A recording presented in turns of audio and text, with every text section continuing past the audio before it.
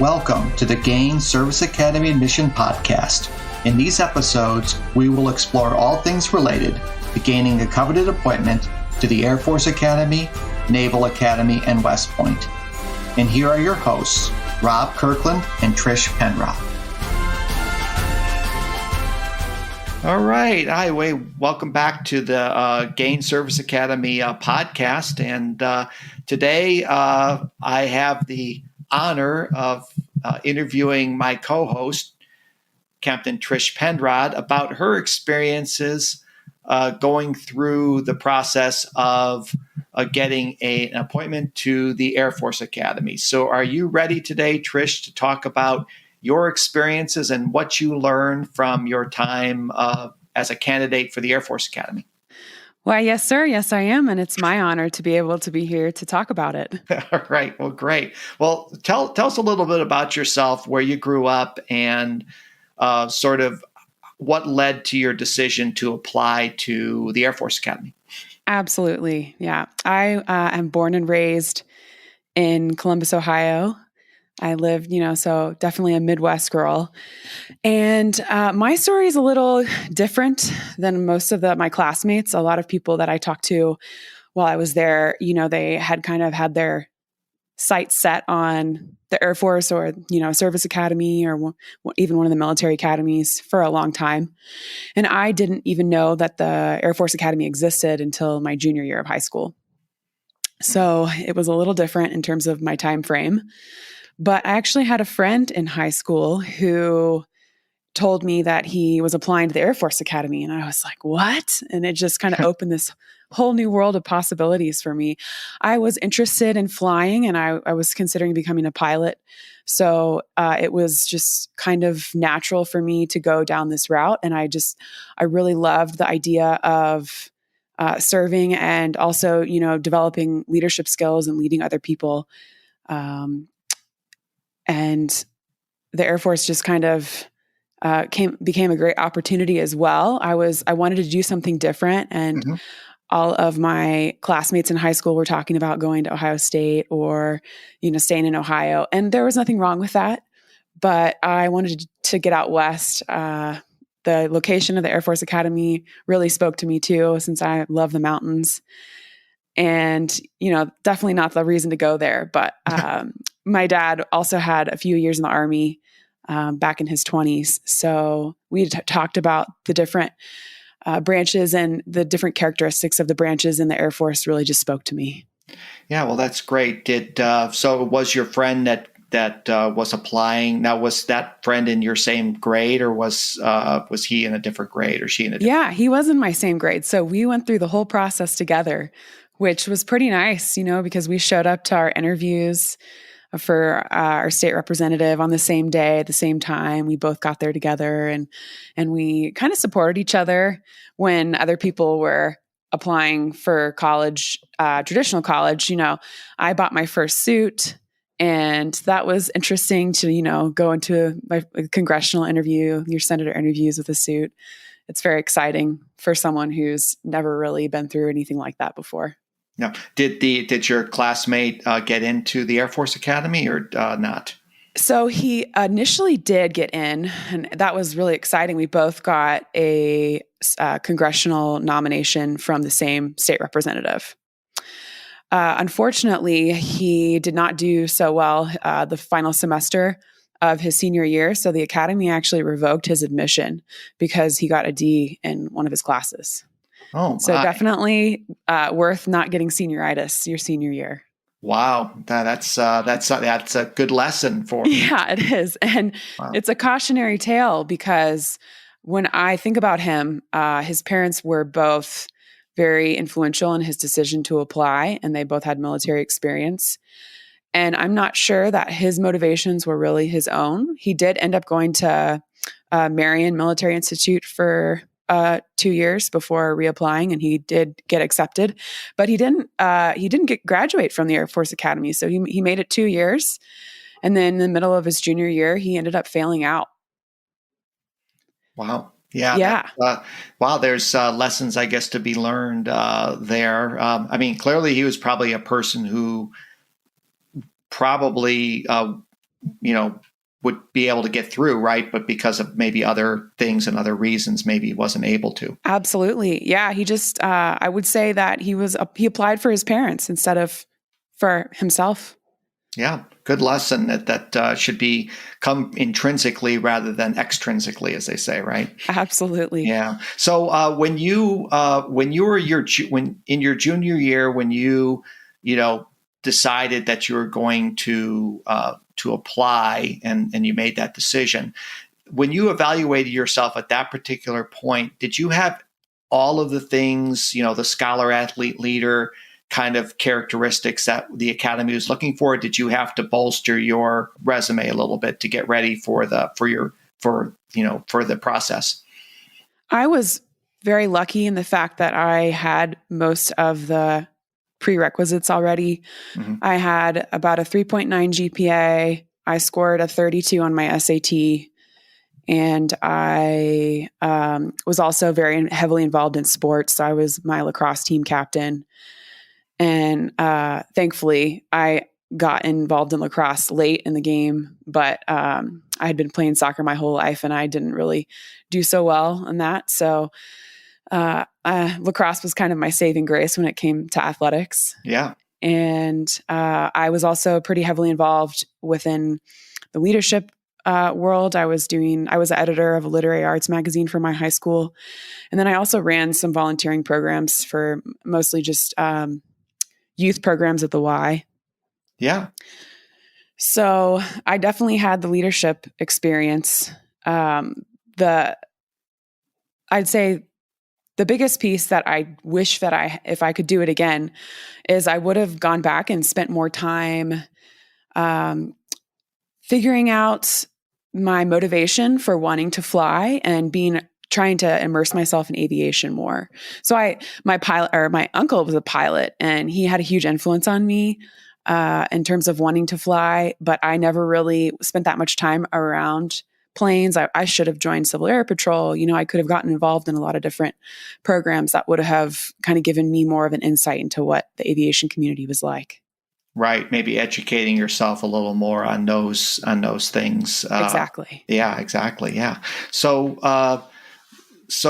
was there any other, well, I guess once you made the decision that you're going to apply, what then became clear that you needed to prepare for at that point? What were the things? Obviously, you were a great scholar, athlete, leader. You maybe wish you had, learned a little bit more about flying in the Air Force, but what other things did it become clear that you had to get ready for in order to be successful, to be a successful applicant? I'd say the biggest part of that was the interview process. Mm-hmm. And there's a few different interviews that you go through. If you're going to apply to all three of the possibilities for most of the service academies, which is your congressional representative and your 2 senators, which I highly recommend applying to all three of those. The senator piece of that is extremely competitive. And I think I've talked a little bit about this before, but I really did shoot myself in the foot in that senator interview.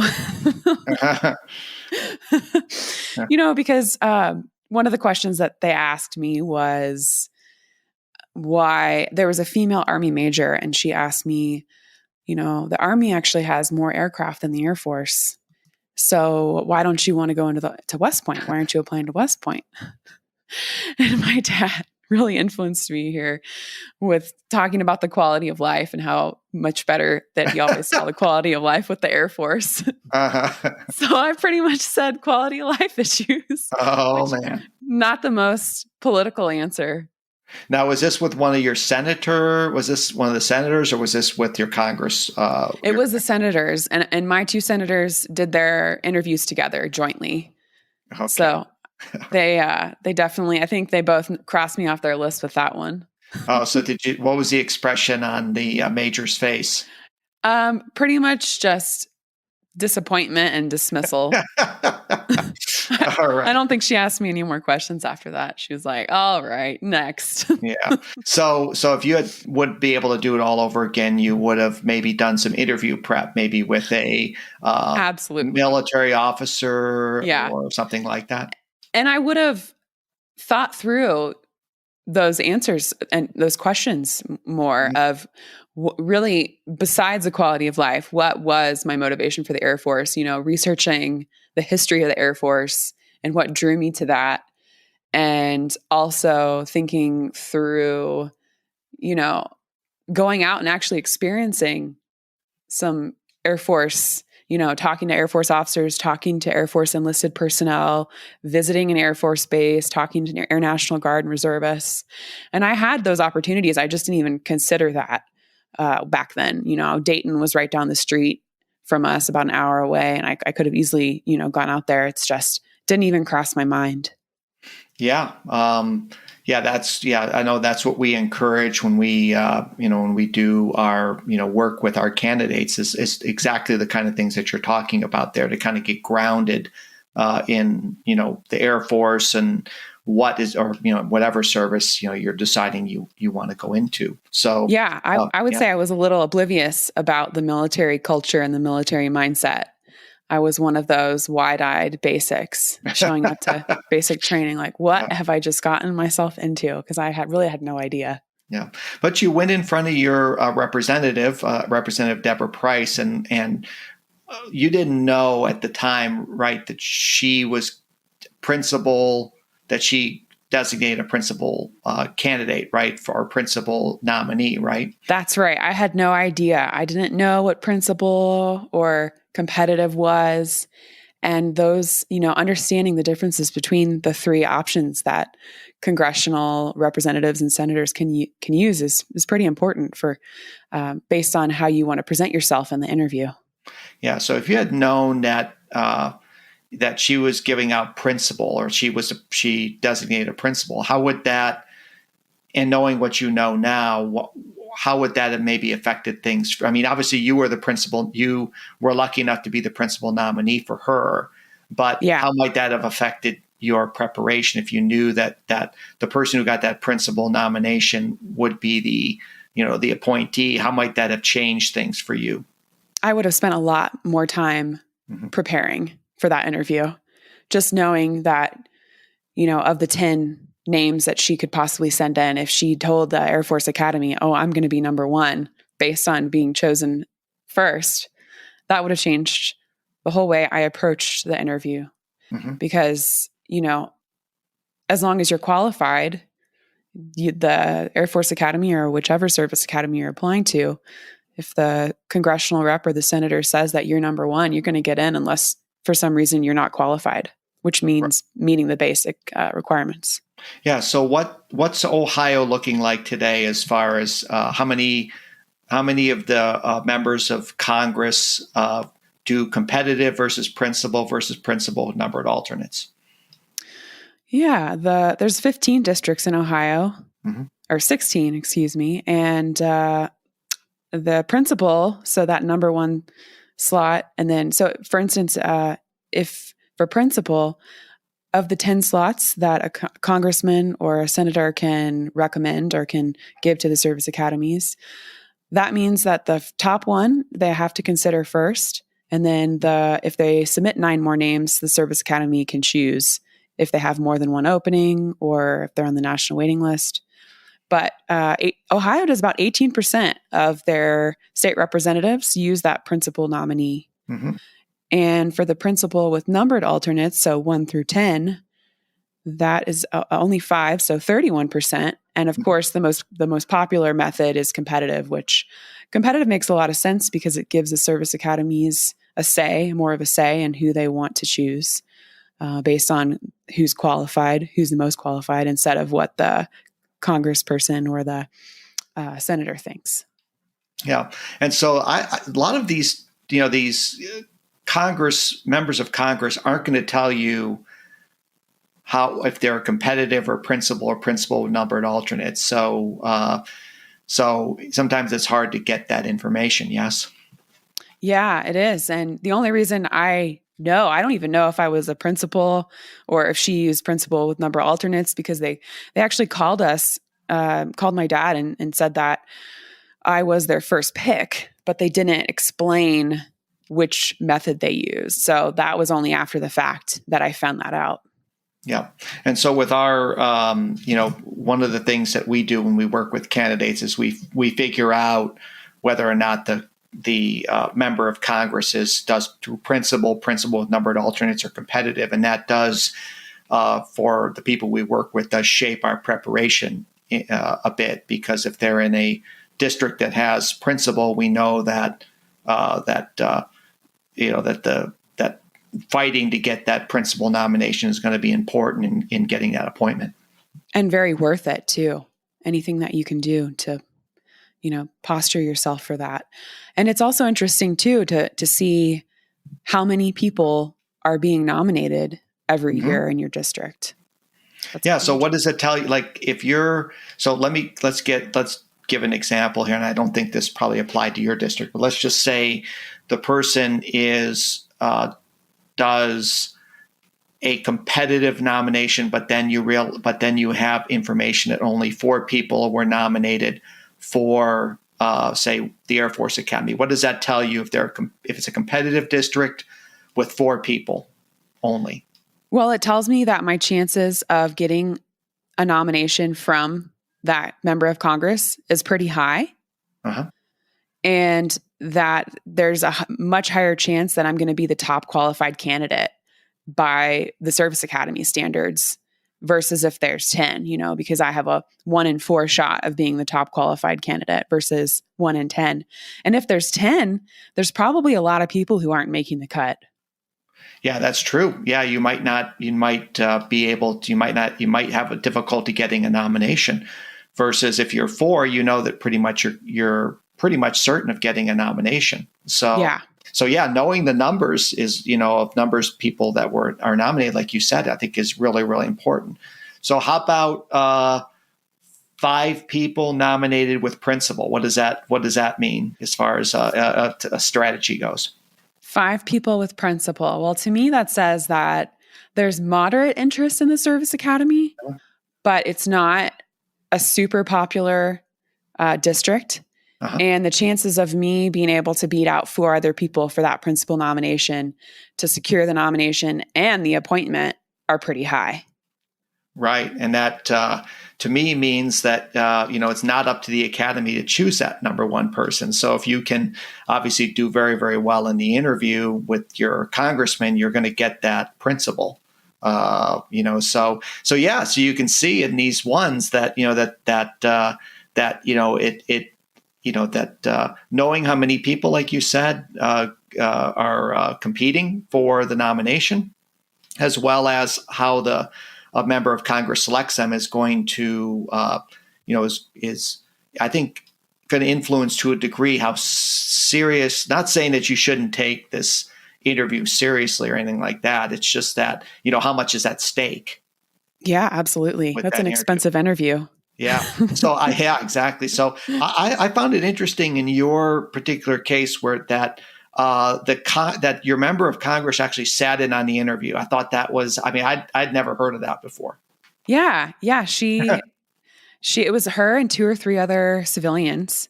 Huh. And she didn't really ask questions. She was just kind of there to observe. She might have asked me 1 or 2 questions, but I got the sense from her that she was really liked the people aspect of her job.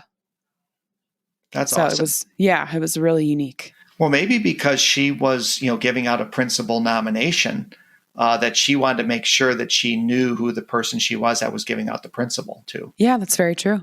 Versus that. I don't, when I went in front of mine, my district was competitive, and I don't even think I think my congressman delegated it to, I think, a group of people. So it was a little bit different, but I just thought it was kind of cool that she took the time out to do that. Yes. Yeah. Yeah. It makes me wonder how many people applied in the district. Yeah. That'd be interesting. Well, what is it today? What's your district today as far as, it's the 15th district in Ohio is competitive. So, and is it 10? Do they nominate 10 each year usually? I don't. We probably have the data right in front of us here. My guess, they probably do nominate 10. Just because it's Columbus. Yeah. So I'm wondering why now suddenly it went from from principal to competitive district? I'm wondering. Well, Different this was representation. a while ago. Yeah, exactly. We don't In want to say how long ago. 2006. Yeah. Yeah, So and I'm looking at the data right now, and it is 10, 10 competitive. Actually, 10 for the Naval Academy, and then for the Air Force Academy, 8. 8. Why only 8? I have no idea. I guess Navy is more popular in the middle of landlocked Columbus. Yeah, interesting. So I wonder. So the Naval Academy's how much? 10. God, you think the Air Force Academy would be higher there, but people don't. It is pretty close to the East Coast. Yeah, that's true. So, yeah, so interesting. So, if you're, and I know we've talked about this in past podcasts about your district and things like that. So yeah. So then you got the principal nomination. So when did this take place, and when did you get your appointment to the Air Force Academy? What time of the year? I found out that, I interviewed in the fall, I'd say November, and then I found out pretty early, I want to say around March, that I received my appointment. And it was a really unique experience because I had the best ALO liaison officer. He was incredible. He was a reservist, and he'd been acting as an ALO for 20 years. Mm-hmm. He was an older gentleman, and he was just so helpful and just such a good mentor for me. I just remember my interview with him. He came over to the house and talked with my dad, and then talked with me, and he just really inspired me with a lot of his questions that he asked. And then once I received the appointment, both my classmate and I that got accepted together, received the appointment together. He showed up to our high school scholarship ceremony. Nice. And he presented us both with these scholarships, so most high schoolers are getting, 5, 10, 20,000. And he goes up on the stage and he said, $350,000 scholarship. And yeah. Like, whoa. Yeah, they did the same thing with me. And, but they didn't realize that also is 5 years serving after you leave. So Very they don't true. tell you the true. small print there. So I honestly think that's a recruiting pitch for parents in the audience who have younger children. Yeah. that haven't gotten to high school yet. Yeah. So good. So the other things, how about the candidate fitness assessment? Yeah, I really had a great network in high school because I had a really neat gym teacher in high school. He was a former military, and he created this gym program, a gym class that you could take. It was called Buds, and it was supposed to be modeled after Navy SEALs training. So it was a few days a week, and we would put on fatigues, and we'd go run, and we'd do dips and pull-ups and push-ups and sit-ups. So because of that, I asked him to be my CFA facilitator. And I knew that I was ready because the semester before I had been taking his class. And so his class kind of whipped me into shape for the CFA. And I remember, practicing the basketball throw a lot because I struggled with that more than anything, just because it was so unusual and something that I wasn't used to doing. Wow. So was that in the second semester? Was that in your junior year that you took this class? That was the second semester of my junior year. And then I took the CFA right after I started my senior year. Man, it sounds like you had a great high school. I did. And it just everything just kind of fell into place. I got really lucky. Yeah, I mean, having a, I think in my high school, people mostly avoided gym classes in general. So it's like, I'm trying to remember my high school. I thought Mr. Eagle was the coolest teacher, and he kind of looks like Sylvester Stallone. And so it's like very motivating. Yeah, that's awesome. I mean, wow, it sounds like just, things just really, really just were prepared for you very, very well. So that's awesome. So, and yeah, and I'm trying to think of what else to ask you about this as far as like, your experience, as far as maybe what you would have done differently, or anything like that. So I just, other just kind of overall observations about the process and things like that. Yeah, I'd highly recommend attending the summer seminar programs that each of the service academies offer. I didn't do that. Yeah. And I wish I had. I don't think it would have changed anything, but who knows if I had gone to the Naval Academy or West Point. And, if you're interested in more than one service academy, definitely trying to get exposure to as many of the different opportunities that the service academies have to try and see what it's like, especially if you're not coming from a military background, you don't have anyone in your family with military experience. It's a great opportunity that I did not take advantage of. Right. No, that's a great, the summer seminars. Yeah. So they had that when you were going through. Yeah. And they also had a program where you could spend a day, 2 days at the Air Force Academy. You were assigned to a cadet and you would sleep with them in the room. You'd see what cadet life is like. You go to class with them. So you definitely get exposure, and it's what class is actually like, which was pretty neat. Yeah. Sort of like the overnights. Exactly. That they invite a day in the life. people there. Exactly. That's awesome. Yeah. So you didn't have a chance to do that either. So you did. I didn't. So the first time that you stepped foot in the Air Force Academy is when you got there. Yeah, and processing day and basic training. Nice. Yeah. And Good. what a shock for someone who has not experienced anything like that before.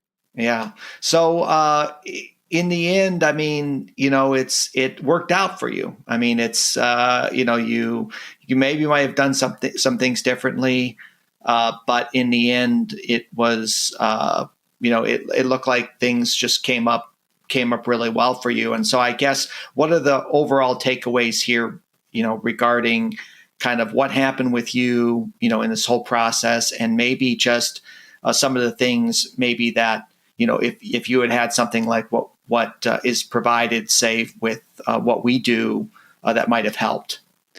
Yeah. I was raised to always pursue, the best opportunities that you can and do the best that you can in everything you do.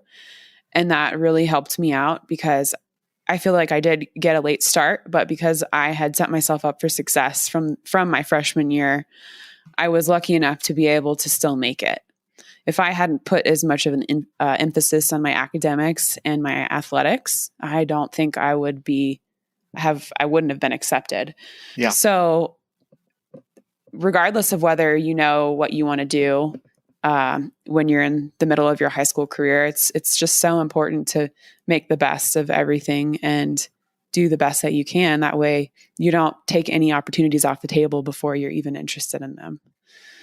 And I think it's pretty important to start considering, like if you're a good test taker or you're not a good test taker, definitely starting to prepare earlier for your standardized tests that you have to take for your entrance would be one thing. So, you can start preparing your sophomore year of high school. You don't have to wait.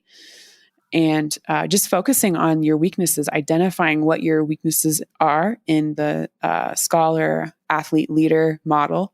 So that way you can build up your portfolio and show to the admissions team that even if you do have a weakness, you're working on it and you know about it and you're trying to actively improve. Yeah. If I had the services that we offer, I would have definitely not messed up the interview with the senators. And who knows if I would have gotten a nomination from them, but I certainly wouldn't have felt like I put my foot in my mouth. I would have just been more polished. Yeah, I think probably the number one thing you probably would have gotten out of it is, at least I think, would have been the importance of the interview with your member of the House of Representatives. Exactly. Yeah, I would have known like, hey, it all hinges on this. Yeah, exactly. That she's got a principle, and that if you go in there and with prepared and all of that, that you could get that principle. Now you got it, beside that. But if someone else had come in and realized and had similar credentials that you had, Yeah. and I had may realized not what have. was at stake there, Yeah. that person might have beat you out for that principle. Another aspect of the process that we haven't really talked about that really impacted me was DODMERB. Oh, yeah. Yeah, I can't remember off the top of my head what the rules are for asthma, hmm but Yeah. I was misdiagnosed with sports-induced asthma, I think when I was a freshman in high school. Yeah, I believe it's and I think it's like if you have asthma and we can make a correction to this, and I'll go ahead and post the DoD, Department of Defense, instructions on this. But I think it's if you have an asthmatic episode after the age of 13, I believe that's disqualifying, and that's going to need a waiver from the Air Force Academy or any academy. So while you're talking here, I'll look it up. Yeah, so I was 14 or 15 when I was misdiagnosed. I just had a really bad chest congestion going on at the time. And I did not realize how big of a deal that would be down the road. Yeah. Because I was prescribed an inhaler that I never used once. Mm-hmm. So when I was going through the process, I put that down in my historicals for my medical records. And of course, I was disqualified. Mm-hmm. And so then I went through the waiver process. And thankfully, they ordered a test where they just test your O2 lung capacity, and I passed. And thankfully I passed that test. So that was kind of like the saving grace of proving that I didn't have asthma. Right. That's right. Yeah. So the disqualifying is if you have a history of hyperresponsiveness, including asthma, reactive airway disease, exercise-induced bronchospasm after the 13th birthday. So that's disqualifying. And so, yeah, I mean, you're right. All of these, types of things that can disqualify you, probably having knowledge of that ahead of time might have been helpful. Yeah, I wouldn't have been so easy to go along with that doctor's diagnosis when it just didn't make sense. Yeah. So good point. Good point. And I'm sure that was somewhat stress inducing. Oh yeah, it was very nerve-wracking. Because my dad, before I went in, he dropped me off at the appointment. He's like, this is a $350,000 test that we're going through right now, right? Like, Great. oh, Thanks, no pressure. Dad. Thanks, No pressure. Thanks, Dad. Appreciate it. Well, I'm glad that it worked out, in the end. And me too. And that's great. But yeah, that's similar to some other candidates, that many other candidates who put down yes on that, for disclosing their various medical issues, and then realizing that they're going to have to go through either answering some medical questionnaires or giving medical documents to medical records to DODMERB or to the waiver authority. So what we'll do is we'll post in the notes here the DoD, it's called the Department of Defense 6130.03, which is a medical standards for military service appointment, enlistment, or induction. And, you can see from these, what is disqualifying. So it can kind of make you aware of what the military is looking for. And the interesting thing about that is just because you're disqualified doesn't mean you won't get a waiver. Mm-hmm. But the waivers change from year to year based on the needs of the service. So you're not quite sure what each service is going to offer. And just because they gave waivers last year doesn't mean that they're going to be providing them this year. Right. Which creates more stress. It does. Yeah, exactly right. So it might, we have a podcast episode, a premium podcast episode on the DODMERB physical that people who are interested may want to look at Can we post a link to that in our show notes too? Yeah, sure. Do that, and kind of get them to kind of see how to navigate that process. Where I talked to a parent who navigated this process with his son. So interesting session. Well, great, Trish. It was great, to kind of talk to you today about these. About your experiences with, getting into the Air Force Academy and kind of some of the lessons that you learned. I think, everybody has their own, experiences and unique experiences. But I think we can learn from every one of them. But yeah, absolutely. And I know that, the students that you work with, with the service academies, I know appreciate, your experiences that you bring to the table, and so they don't make the same mistakes I did. Well, that's exactly right. You learn from the people who were that got in despite, right, not knowing exactly some of those things and things like that. So great. Well, great, Trish. It's great talking. Looking forward to our next episode here soon. Thanks so much for having me on, Rob. Okay, yeah, no problem. You've reached the end of another episode of the Gain Service Academy Admission podcast. Connect with us at gainserviceacademyadmission.com. Love this episode of the podcast? Head over to iTunes, Spotify, or whatever podcast app you listen to subscribe, rate, and leave a review. It's very much appreciated. Thank you.